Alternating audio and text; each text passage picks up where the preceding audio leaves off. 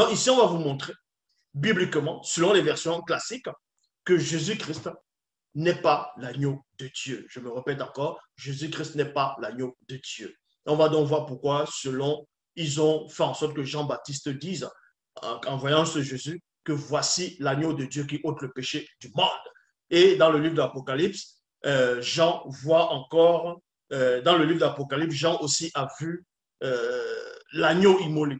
Donc, et certains disent que les canons veulent que cet agneau soit Jésus, et on va vous démontrer que cet agneau n'a rien à voir avec Jésus-Christ.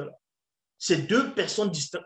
Est-ce que vous comprenez? Deux créatures distinctes qui n'ont rien à voir entre elles. Apocalypse chapitre 5, au verset 6, il est dit quoi?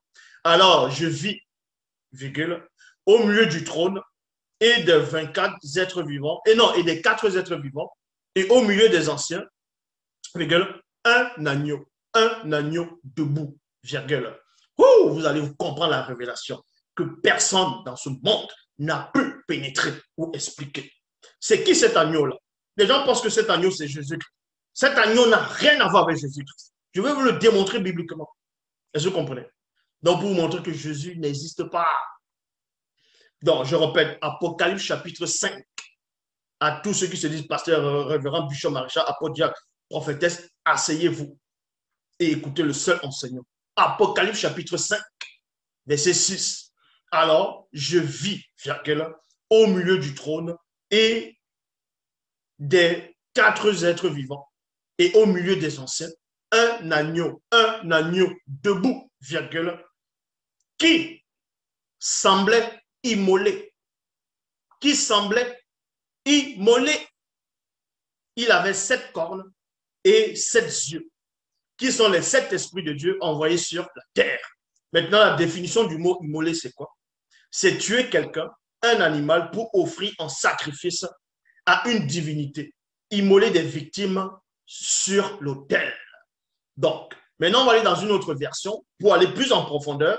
Dans Bible seconde 21, toujours dans le même passage, il est dit, puis je vis, virgule, au milieu du trône et des 4 êtres vivants et au milieu des anciens, un agneau debout, comme offert en sacrifice. Il y a point. Il avait 7 cornes et 7 yeux. Qui sont les 7 esprits de Dieu envoyés par toute la terre. Donc, on a vu un agneau, Jean a vu un agneau, cet agneau était comme mort, c'est-à-dire comme immolé. Mais mort dans quelles circonstances? Ça, c'est ça qui est intéressant maintenant. C'est là où on va pénétrer dans la révélation. C'est là la différence entre Zelula et le reste de l'humanité. C'est ça la différence entre la vérité et le mensonge, entre la réalité et les sensations. Donc, Bible des peuples, toujours dans le même passage, il est dit, dans le même passage, j'ai vu alors l'agneau qui semblait être, qui avait, non, j'ai vu alors un agneau qui semblait avoir été égorgé. Il y a point. Bible Shoraki, je vois au milieu du trône et des 4 êtres vivants et au milieu des anciens un agneau debout comme égorgé. Il y a virgule. Traduction Abbé Filion. Je regardais et voici au milieu du trône et des 4 êtres et des 4 animaux et au milieu des vieillards un agneau était debout, virgule, comme égorgé. Montrez-moi un passage dans les Bibles actuelles classiques. Je lance le défi à quiconque dans le monde entier de me montrer un verset, un seul passage, où on aurait égorgé Jésus-Christ. Où on a égorgé Jésus-Christ. Parce que si vous dites que l'agneau, là, c'est Jésus, on vous dit que l'agneau qui est mort dans le visible, on l'avait égorgé, cet agneau. Montrez-moi le passage où on a égorgé Jésus. Et là, on va accepter que cet agneau, c'était Jésus. Donc, vous voyez que vous ne maîtrisez même pas les Écritures. Et vous voulez combattre qui? Vous voulez combattre qui? Celui qui a assisté à toutes choses. On vous apprend ici que l'agneau que Jean a vu, on l'a tué pour le sacrifice. Cet agneau-là, on l'a tué pour le sacrifice. Depuis quand les faux juifs selon les Bibles actuelles classiques, ont tué Jésus, ils l'ont mis sur la croix. Bon, les Romains ont tué Jésus, ils l'ont mis sur la croix selon les Bibles actuelles classiques. Pour quel sacrifice? Montrez-moi dans les Bibles où on a égorgé Jésus. Parce que l'agneau-ci, qui était sur la terre, qui va représenter, en gros, celui qui doit sauver un peuple, lui, on l'a égorgé. Mais on n'a pas égorgé Jésus. Selon les Bibles actuelles classiques. C'est là vous comprenez que vous ne comprenez pas les Écritures. Donc, cet agneau-là n'a rien à voir avec Jésus. Est-ce que vous comprenez? Je répète, cet agneau n'a rien à voir avec Jésus. Si vous voulez comprendre l'identité de cet agneau-là, c'est l'agneau que Abel avait tué au jardin d'Éden. Est-ce que vous comprenez? C'est l'agneau, le premier agneau que Abel avait tué, avait égorgé. Vous allez me dire, mais il avait égorgé en quel moment? On va vous montrer ces choses. Cet agneau, ce n'est pas Jésus. Donc, on va encore usurper le titre d'une créature. On va dire c'est Jésus. Jean a vu l'agneau comme immolé. Immolé, ça veut dire on va le découper. On va le découper. On va le brûler. Puisque c'était ça les sacrifices. On découpait en morceaux et on brûlait. On a brûlé le corps de Jésus.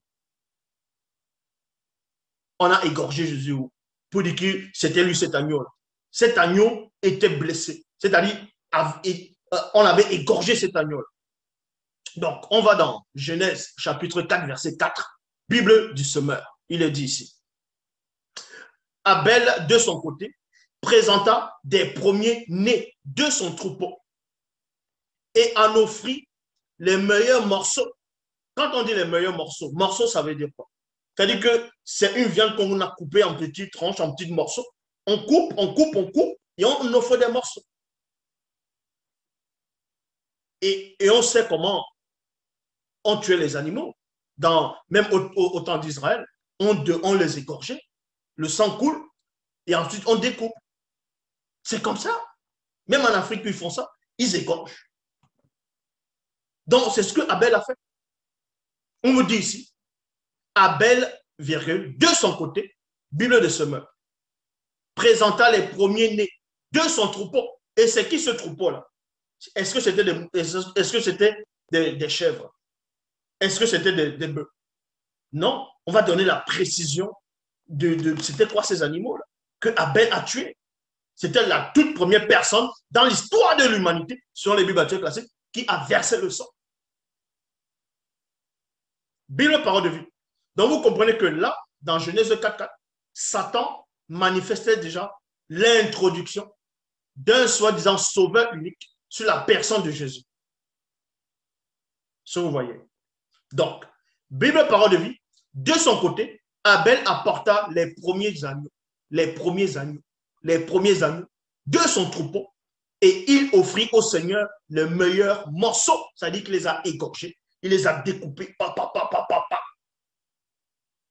Bible en français courant. Abel de son côté apporta en sacrifice des agneaux, premier-né de son troupeau, il en offrit au Seigneur les meilleurs morceaux. Les meilleurs morceaux. Et on va vous montrer aussi un passage maintenant dans les Bibles actuelles classiques. Encore pour vous montrer que Jésus ne peut même pas représenter l'agneau de Dieu. C'est même pas l'agneau de Dieu. Les gens vont prendre l'histoire d'Abraham, le sacrifice d'Abraham, ils vont dire non, c'était une représentation symbolique de Jésus-Christ. On va même aller dans cette histoire. On va vous montrer que même là, vous êtes hors de la plaque. Vous êtes toujours à côté. Dans Genèse, chapitre 22, versets 7 à 8, Bible seconde 21, il dit quoi? Alors Isaac s'adressa à son père Abraham en disant, mon père, il répondit, me voici, mon fils. Isaac reprit, voici le feu et le bois. Mais où se trouve l'agneau? Où se trouve l'agneau?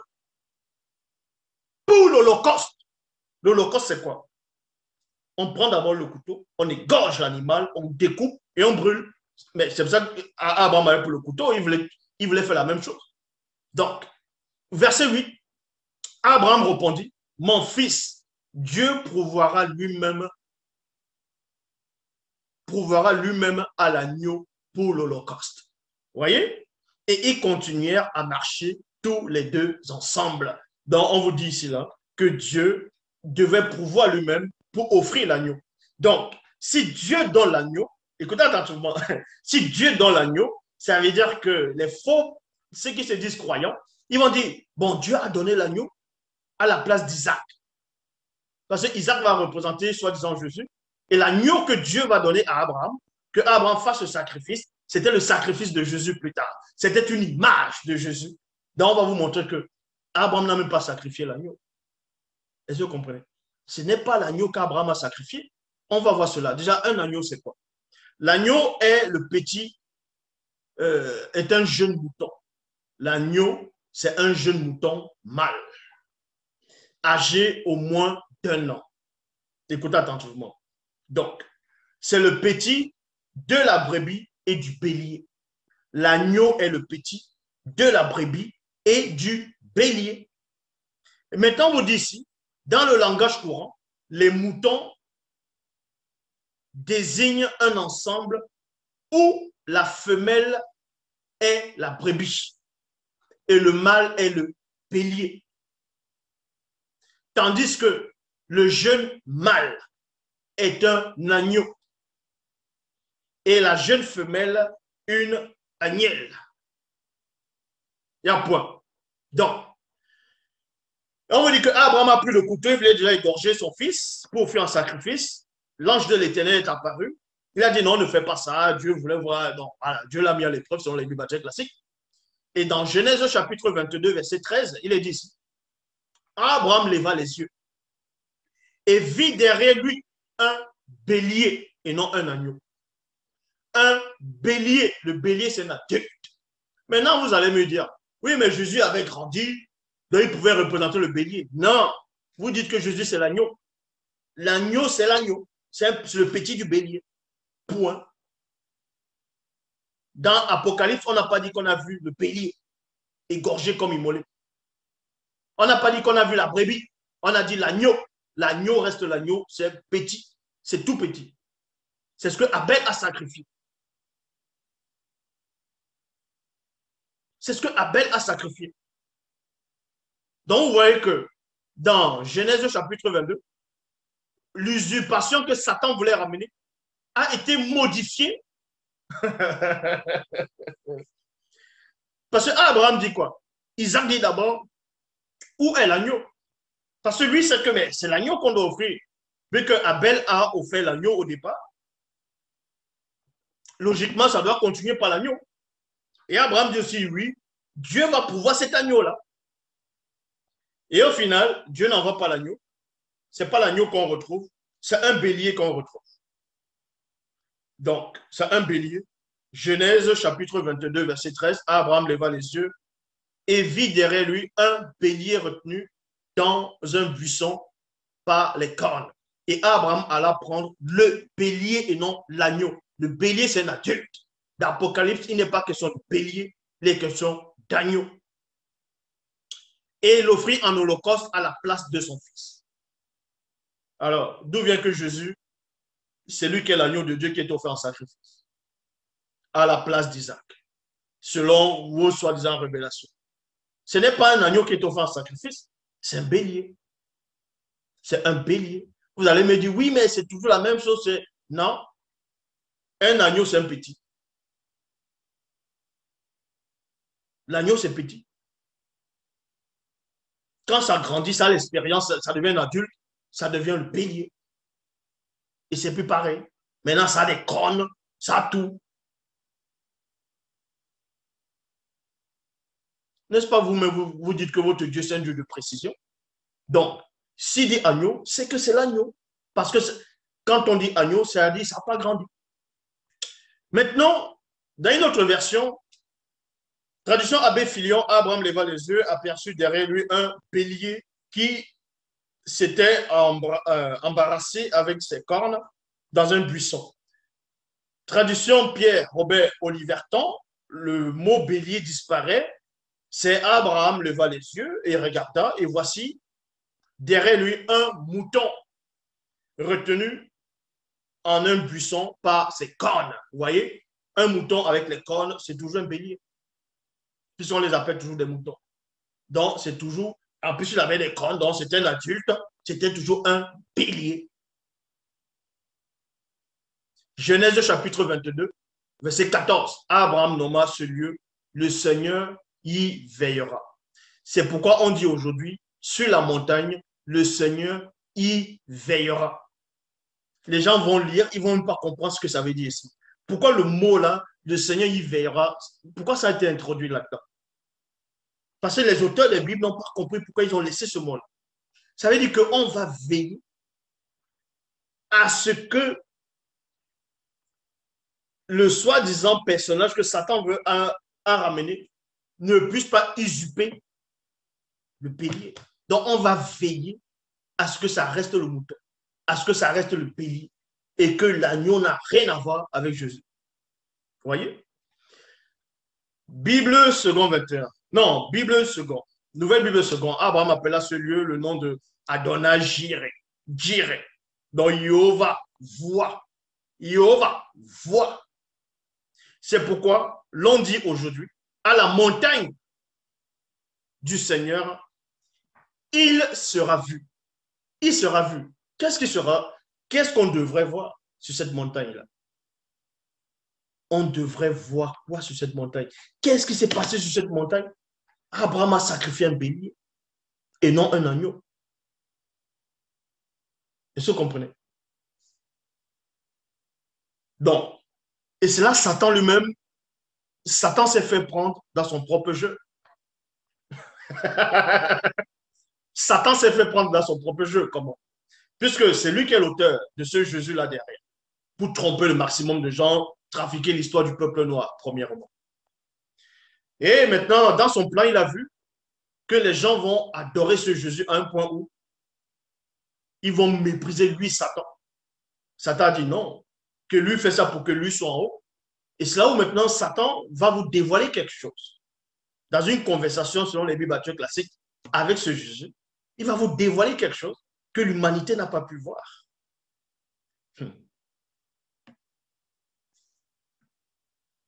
Mais avant ça, on va dans Apocalypse chapitre 21 au verset 9. Il est dit ici, puis un des 7 anges qui tenait les 7 coupes remplies des 7 derniers fléaux vint m'adresser la parole et dit 2 points. Viens, je te montrerai la femme, virgule, l'épouse de l'agneau. Il y a point. Les gens vont lire ça, ils vont dire, ah, l'église est l'épouse de l'agneau, la femme est l'épouse de l'agneau. Ah, l'agneau c'est un bébé, c'est un petit. Donc on vous montre, ils vont dessiner un agneau avec une femme à côté. Ça s'appelle la zéophilie. Est-ce que vous comprenez? La zéophilie. C'est une femme ou un homme qui couche avec un animal. Voilà ça. Vous couchez avec des animaux spirituellement, sans savoir. Vous dites que l'agneau, c'est votre époux, l'agneau, c'est Jésus. Donc, vous êtes là en tant que femme, vous êtes marié à l'agneau. Donc, vous couchez avec des bêtes, des animaux, spirituellement, mentalement. Vous n'avez même pas de connaissance. Ça s'appelle la zéophilie. Voilà, les chrétiens sont adeptes de la zéophilie. Parce que on les a fiancés à un animal. En plus, quoi, un petit animal. À un agneau. N'importe quoi. Matthieu chapitre 4, versets 5 à 6. Alors le diable l'amena jusqu'à Jérusalem, amena Jésus jusqu'à Jérusalem, la ville sainte, le plaça au sommet du temple et lui dit, si tu es fils, si tu es le fils de Dieu, jette-toi en bas. Les gens n'ont pas compris ce que ça veut dire ici dans les Bibles classiques. Puisque Satan, lui, vous dit, il vous montre que Jésus n'est pas le fils de Dieu. Il sait que Jésus n'est pas le fils de Dieu. Il sait que c'est une invention. Mais on va prendre les propos de Satan. On va dire qu'il aurait dit à ce Jésus aussi, pendant la tentation, que si Jésus est le fils de Dieu, qui se jette alors à terre? Et on vous dit, jette-toi en bas. En effet, dans les livres saints, on lit, Dieu commandera à ses anges de te porter dans le bras pour que tes pieds ne se heurtent pas, pour que tes pieds ne heurtent pas les pierres. Il y a point ça. Déjà, c'est écrit dans les livres de Somme. Quand vous allez là-bas, ça n'a rien à voir avec Jésus. On ne s'adressait pas à Jésus. Lisez bien, j'ai fait la vidéo sur ça. Quand on dit, si tu te jettes tout ça là, on ne s'adressait même pas à Jésus. Cette histoire ne s'adressait même pas à lui. L'histoire des anges, c'est-à-dire que tu tombes, les anges vont te porter, que tes pieds ne se heurtent contre une pierre, que tu tombes. Ça ne s'adressait même pas à Jésus, c'est un autre personnage. C'était allusion à un autre personnage qui n'a rien à voir avec Jésus. Mais Satan ici vous montre que Jésus n'existe pas. Il dit, si tu es fils de Dieu. Puisque Satan, avant de chuter, il était dans le royaume des cieux. Mais sinon, il allait voir Jésus là-bas. Il avait dit, ben, je te connais, maintenant tu es ici sur la terre. Il a dit, si tu penses être ce qu'on dit là, jette-toi maintenant à terre. Et on va vous dire que Jésus aurait dit, non, tu ne tenteras point le Seigneur ton Dieu. C'est facile de dire ça. Pourquoi les Gédéons? Les Gédéons, eux, ils ont fait comment? Quand l'ange apparaît, on dit, allez, va délivrer Israël. Il dit quoi? Il met d'abord cet ange à l'épreuve. Il dit, si c'est toi, si c'est vraiment toi, fais en sorte qu'il y ait ça. L'ange fait. C'est arrivé à plusieurs prophètes, c'est arrivé à plusieurs personnes que l'ange de l'Éternel vient.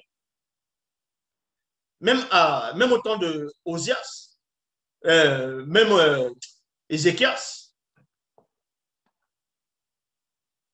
par rapport quand le roi est malade, il veut des signes que si c'est toi, si c'est la parole de Dieu, fais en sorte qu'il y ait ça là, que je voie ça là, que mon ombre fasse comme ça. Il aurait pu lui dire, mais on ne tente pas Dieu. Mais ce qui arrange Jésus ici, on ne tente pas Dieu. Parce que selon les Bibles classiques, il savait que s'il sautait là, bah, il allait mourir. Vous voyez? Parce qu'il sait déjà que cette prophétie ne s'adresse même pas à lui. C'est ça qu'on dit ici, dans Jean, chapitre 1, verset 29. Le lendemain, Jean, c'est-à-dire Jean le Baptiste, aperçut Jésus qui se dirigeait vers lui. Alors il s'écria, voici l'agneau de Dieu. Il y a virgule. Les gens ont dit, ouais, Jean-Baptiste a dit ça. Voici l'agneau de Dieu, celui qui ôte le péché du monde. Jésus-Christ n'est pas l'agneau de Dieu. Il n'a jamais été l'agneau de Dieu. Il ne sera jamais l'agneau de Dieu. C'est aussi simple que ça. Il n'est pas l'agneau de Dieu. Donc, l'agneau qu'on a vu dans le livre d'Apocalypse, comme égorgé, c'était le premier agneau que Abel avait tué, qui n'a rien à voir avec le personnage de Jésus. Dans Luc, ici là dans Jean chapitre 1, verset 29, Jean-Baptiste a été trompé. C'est pour ça que quand on le met en prison, la raison revient. Il se met à douter de ce personnage de Jésus. Puisqu'il s'est trompé en disant que ce Jésus dans les Bibles classiques, c'est l'agneau de Dieu. Maintenant, dans Luc 7, 20, il dit, les disciples arrivent auprès de Jésus et lui dit, Jean-Baptiste nous a envoyés vers toi pour te demander, est-ce que tu es le Messie qui doit venir? Ou bien devons-nous attendre un autre? Bible en français courant, quand ils arrivèrent auprès de Jésus, il leur dit, Jean-Baptiste, il lui dit plutôt, Jean-Baptiste nous a envoyés pour te demander, es-tu le Messie qui doit venir ou devons-nous attendre quelqu'un d'autre? Selon les Bibles classiques, Jean a compris que ce n'était pas l'agneau qui devait venir, que ce n'était pas ça, que ce personnage ne pouvait pas être l'agneau. Il s'est remémoré. Abraham n'a pas fait le sacrifice d'agneau, c'était le bélier. Ici, là, il voit quelqu'un, on vous dit que c'est l'agneau qui est arrivé, et pourtant, ce n'était pas ça.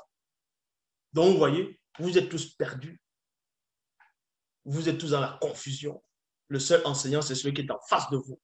Je maîtrise toute l'explication de la Bible, toute l'explication de toutes les versions, de tous les livres religieux, de tous les livres religieux plutôt, de tout le savoir interdit. L'Oba se glorifie toujours. Et se comprenez.